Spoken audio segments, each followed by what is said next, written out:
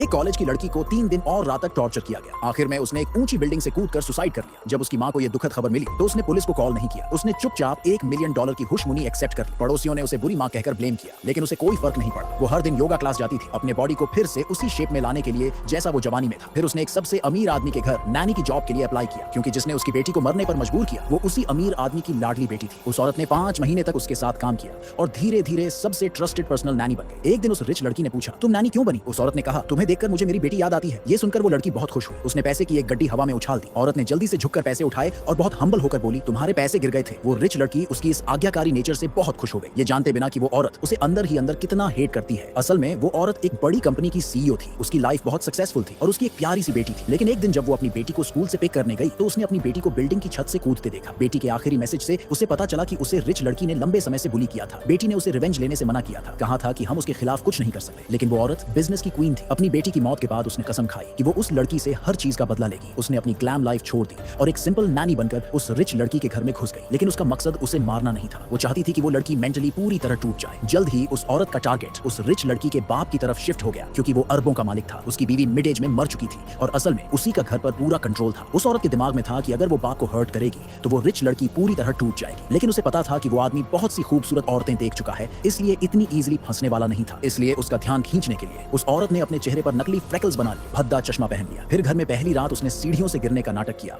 और सीधे उसके बाहों में जा गिरी। उसका चेहरा देखकर उस आदमी की आंखों में थोड़ा सा पिटी दिखा, लेकिन औरत तुरंत पीछे हट गई। यही बात उस आदमी को अजीब लगी। वहीं पास में एक औरत ने उसे बहुत बुरा भला कहा। वो एक मशहूर इन्फ्लुएंसर थी जो रिच लड़की की नई सौतेली मां बनने की कोशिश कर रही थी। वो रिच लड़की को खुश करने के लिए गिफ्ट्स लाई थी, लेकिन उसी वक्त उसे इंसल्ट झेलनी पड़ी।